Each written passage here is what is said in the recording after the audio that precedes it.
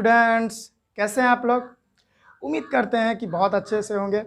पिछले क्लास में हम लोगों ने कम्बिनेशन ऑफ रेजिस्टेंसेस के बारे में डिस्कशन कर लिए थे। ठीक है, कम्बिनेशन ऑफ रेजिस्टेंसेस के बारे में हम लोग पूरी तरह से उस पर कितने टाइप के कम्बिनेशन मतलब रेजिस्टेंस को हम कितने तरह से कंबाइन कर सकते हैं। दो तरह से, या तो उसको सीरीज में कंबाइन कर सकते हैं या तो उसको पैरेलल में कंबाइन कर सकते हैं। तो उसके बारे में हम लोग पढ़ लिए थे।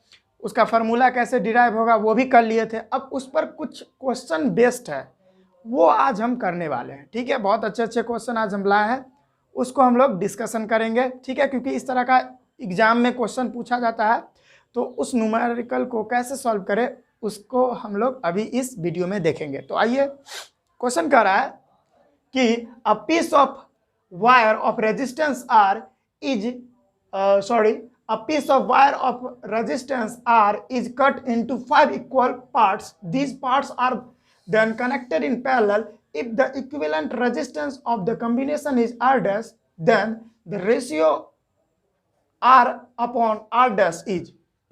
देखिए यहाँ पे चार ऑप्शन दिया, ये क्वेश्चन था हमारा, यह चार ऑप्शन है, टेंशन नहीं लीजिए। देखिए क्या कह रहा है, एक वायर है, ठीक है, ये वायर है जिसका रेजिस्टेंस R है। एक वायर है जिसका रेजिस्टेंस R है। इस वायर को 5 इक्वल पार्ट में 1 2 3 4 और ये 5, ये इस वायर को, यानी ये क्या था, ये वायर था जिसका रेजिस्टेंस R था, उसको 5 इक्वल पार्ट में, कितना इक्वल पार्ट में, 5 इक्वल पार्ट में कट कर लिया गया। ठीक है, तो 5 इक्वल पार्ट में कट किया। अब वो जो पूरा मतलब उसको काटा था 5 इक्वल पार्ट में, उनको फिर से वो पैरेलल में कनेक्ट कर दिया। ठीक है, पैरेलल में कनेक्ट कर दिया। तो और पूछ रहा है if the equivalent resistance of this combination. अब जो उसका जो इक्विवेलेंट रेजिस्टेंस आया, मतलब हमने उसको वो सारे जो कटा हुआ था वायर, उसको हम लोग वो सारे जो रेजिस्टेंसेस थे उसको हम लोग पैरेलल में जब कंबाइन किए तो उसका जो इक्विवेलेंट रेजिस्टेंस आया वो R डैश आया। तो बताइए कि R अपॉन R डैश का जो रेशियो होगा वो क्या होगा। ठीक है, यहाँ चार ऑप्शन दिया गया है, 1/25, 1/5, 5 और या 25। ये चारों ऑप्शन है। हम इसको बनाने की कोशिश करते हैं, बहुत आसान है, टेंशन नहीं लीजिए। देखिए कैसे बनेगा। तो देखिए इसमें हम लोग क्या करते हैं, एक बात हम लोग पढ़े थे कि resistance is directly proportional to length. ठीक है, resistance is directly proportional to length, ये बात हम पढ़े थे। तो यहाँ कह रहा है कि यह वायर का जो लेंथ है, मतलब इसको काट रहे हैं तो वायर का लेंथ को हम घटा रहे हैं, यानी यदि ये जो वायर का जो लेंथ था उसको 5 पार्ट्स में हम कट कर दिए। ठीक है, तो ये जब 5 हो जाएगा तो ये भी तो 5 हो जाएगा। यही लॉजिक है, इस लॉजिक पे पूरा क्वेश्चन यहाँ पे ये बनने वाला। ठीक है, तो चलिए ये बात थी।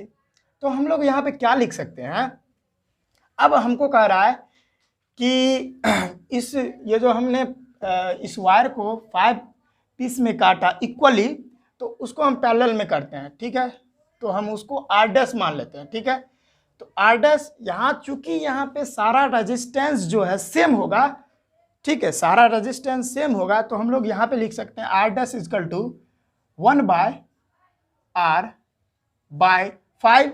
ठीक है, 5 plus 1/R/5 plus 1/R/5 plus 1/R/5 plus 1/R/5, क्योंकि 5 पार्ट में काटा है ना, तो इस तरह से होगा।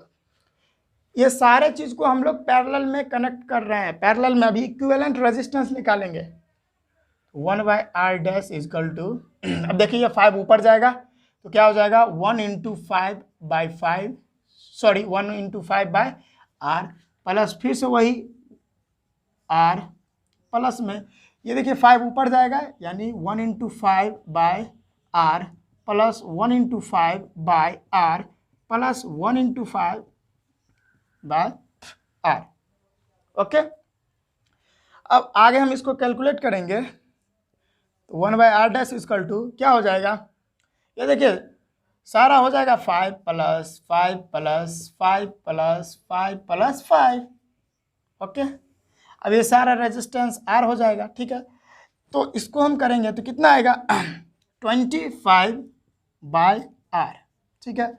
अब इसको हम कंपेयर करते हैं यहाँ से। देखिए यहाँ पे, देखिए अब क्या होगा यहाँ पे, R1/R dash is equal to 25/R हो जाएगा, ठीक है।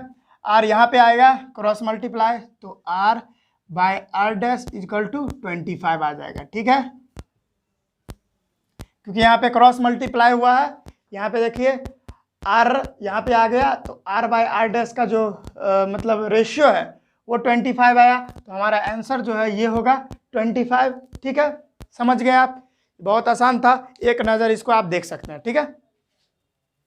ठीक है, स्क्रीनशॉट कर लें, बहुत बढ़िया।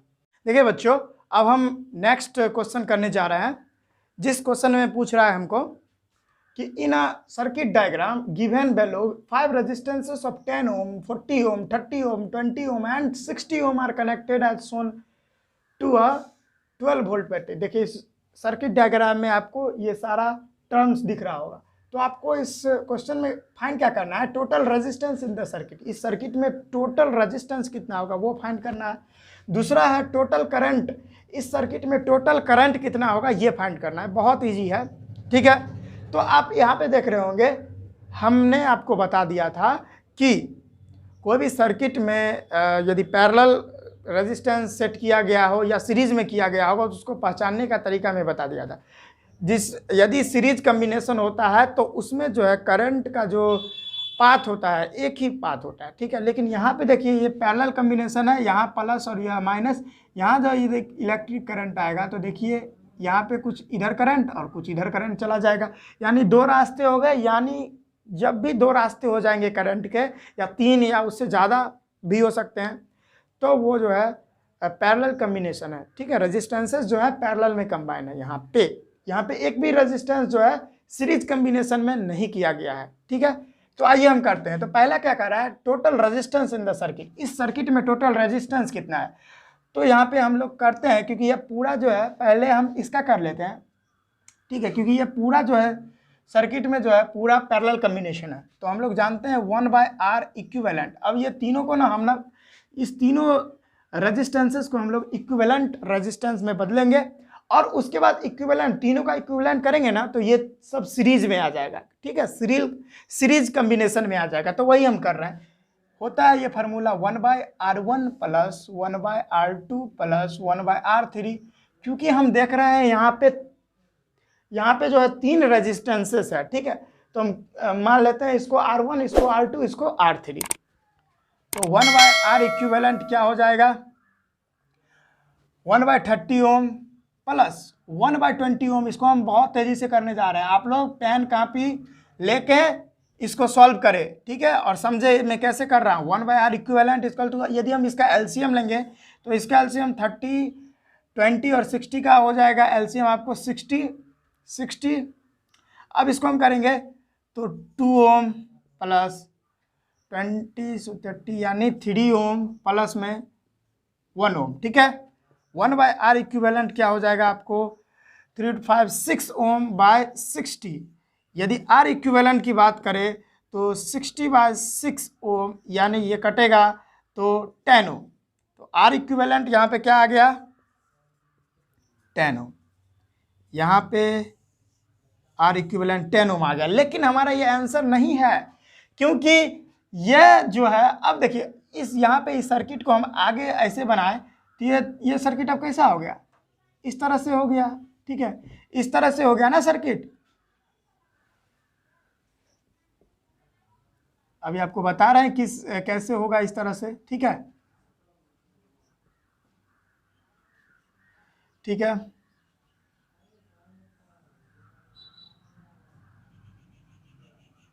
इस तरह से हो गया, क्योंकि ये तीनों को मैंने क्या किया इक्विवेलेंट कर दिया। तीनों को जब इक्विवेलेंट कर देंगे तो ये सीरीज में आ जाएगा, ठीक है। ये अभी 10 ओम है और ये 10 ओम है और ये 40 ओम है और ये 12 वोल्ट बैटरी है, ठीक है। तो अब हमने इस तीनों को इक्विवेलेंट कर दिया, तो अब ये सीरीज में आ गया है, ठीक है। अब देखिए, अब हम क्या करेंगे, ये तीनों का आ गया अभी 10 ओम आ गया, ठीक है। अभी हम निकाले हैं ये तीनों का इक्विवेलेंट 10 ओम आ गया, ठीक है। अब आगे हम कैलकुलेट करते हैं देखिए इधर, अब इस दोनों को कंबाइन करते हैं तो वही फार्मूला लगाएंगे, 1/R इक्विवेलेंट इक्वल टू क्या हो जाएगा, 1/10 ओम प्लस 1/40 ओम। ठीक है, 1/R इक्विवेलेंट क्या हो जाएगा, 10 और 40 का एलसीएम कितना हो जाएगा, 40। ठीक है, 40 अब करेंगे तो 4 ohm plus 1 ohm, R equivalent equal to 5 ohm plus 40, R equivalent क्या आ जाएगा, 40/5 ओम, यानी R इक्विवेलेंट इक्वल टू 8। ठीक है, 8 ओम, यानी 8 ओम इक्विवेलेंट आ जाएगा। अब देखिए ये अब सर्किट किस तरह से बन जाएगा, फिर से मैं आपको बता रहा हूँ, ये अब जो सर्किट है वो इस तरह से बन जाएगा।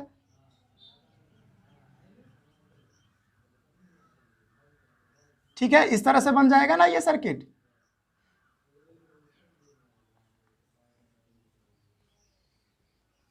इस तरह से सर्किट बन जाएगा, क्योंकि मैंने यहाँ पे देखिए ये तीनों को इक्विवेलेंट कर दिया, तो ये इस तरह से वैल्यू आ गया, मतलब इस तरह से हमारा रेजिस्टेंस जो है सीरीज में हो गया। अब इस दोनों को हम लोग इक्विवेलेंट कर लिया तो ये भी सीरीज में आ गया, तो यानी इसका वैल्यू 10 ओम था और इसका वैल्यू हम लोग किए तो 8 ओम आ गया। ठीक है, अब हम क्या करेंगे, अब इसको जो है ये तो अब दिख रहा है हमको सीरीज में, क्योंकि यहाँ पे प्लस यहाँ पे माइनस, यदि जो करंट जाएगा इसका जो रास्ता है वो तो एक ही रास्ता है। ठीक है, एक ही रास्ते से होके जा रहा है, एक ही रास्ते से होके जा रहा है, इसका मतलब ये अभी सीरीज में है। तो हम लोग जानते हैं सीरीज का फॉर्मूला क्या होता है, R equivalent equal to R1 plus R2। तो R इक्विवेलेंट यानी इसको R1 इसको R2 मान लेते हैं, तो R1 है, इसको R1 मान लेते हैं, इसको R2 मान लेते हैं, तो इक्वल टू। ठीक है, तो R1 हो गया 8 ओम प्लस 10 ओम, तो R इक्विवेलेंट जो है कितना आ गया, R इक्विवेलेंट कितना आ गया, तो R इक्विवेलेंट 18 ओम आ गया। ठीक है, R इक्विवेलेंट कितना आ गया, 18 ओम आ गया। R इक्विवेलेंट कितना आ गया, R इक्विवेलेंट आ गया 18 ओम, क्योंकि देखिए यहाँ पे ये मतलब जब हमने इसको इक्विवेलेंट किया तो 10 ओम सीरीज में आ गया, इसको इक्विवेलेंट किया, ठीक है, ये दोनों को इक्विवेलेंट किए तो ये भी सीरीज में आ गया, 8 ohm plus 10 ohm equal to 18 ohm आ गया। ठीक है, तो ये अभी तो हमारा सिर्फ टोटल रेजिस्टेंस निकला है, ये पूरा सर्किट का टोटल रेजिस्टेंस कितना है, 18 ओम है। ठीक है, पूरा सर्किट का जो कॉम्बिनेशन का जो रेजिस्टेंस है वो कितना है, 18 ओम है। ठीक है, अब हम लोग देखेंगे कि इसमें जो है करंट कितना है, इस सर्किट में करंट कितना है वो देख रहे हैं, यहाँ पे जगह नहीं है, हम इसको मिटा रहे हैं। ठीक है, इसको आप देख लें। ठीक है बच्चों, हमने पूरे सर्किट का जो इक्विवेलेंट रेजिस्टेंस था वो निकाल लिया, 18 ओम आया। ठीक है, अब हम इसमें निकालें, यानी 18 ओम आया हमने निकाल लिया। अब इस सर्किट में ये जो पूरा सर्किट आपको दिख रहा है, इस सर्किट में करंट कितना फ्लो कर रहा है। ठीक है, क्योंकि 12 वोल्ट बैटरी है तो ये कुछ करंट तो सप्लाई करेगी, कितना करंट जाएगा इस सर्किट में, तो आइए हम निकालते हैं। अकॉर्डिंग टू ओम्स लॉ हम लोग क्या जानते हैं, V equal to I into R। ठीक है, पोटेंशियल डिफरेंस यानी वोल्टेज हमको 12 वोल्ट दे रखा, इक्वल टू I, करंट ही तो हमको निकालना है, I इंटू R। देखिए इस सर्किट का टोटल रेजिस्टेंस हमने 18 ओम निकाल लिया था, तो 18 ओम, तो I इक्वल टू क्या हो जाएगा, 12 वोल्ट बाय 18 ओम। ठीक है, समझ रहे हैं, I इक्वल टू क्या हो जाएगा, इसको कट करें आप, 6 9, ठीक है, 2 3 2 जा 3 3 जा, आ जाएगा 2/3। तो इसको यदि आप कट करेंगे तो देख लीजिए, इसको हम डिवाइड दे रहे हैं, तो 3 6 जा 18, फिर 2 6, यानी 0.66 एम्पियर, यानी टोटल करंट हमारा इस सर्किट में कितना फ्लो कर रहा है, I इक्वल टू 0.66 एम्पियर हमारा करंट जो है इस सर्किट में जो है फ्लो कर रहा है। ठीक है, टोटल करंट कितना आ गया, 0.66 एम्पियर करंट जो है फ्लो कर रहा है। तो ये हमारा था। ठीक है, समझ गए किस तरह से हुआ। ठीक है, तो ये जो सर्किट था, इस सर्किट में टोटल करंट 0.66 एम्पियर फ्लो कर रहा है। ठीक है, देखिए बच्चों,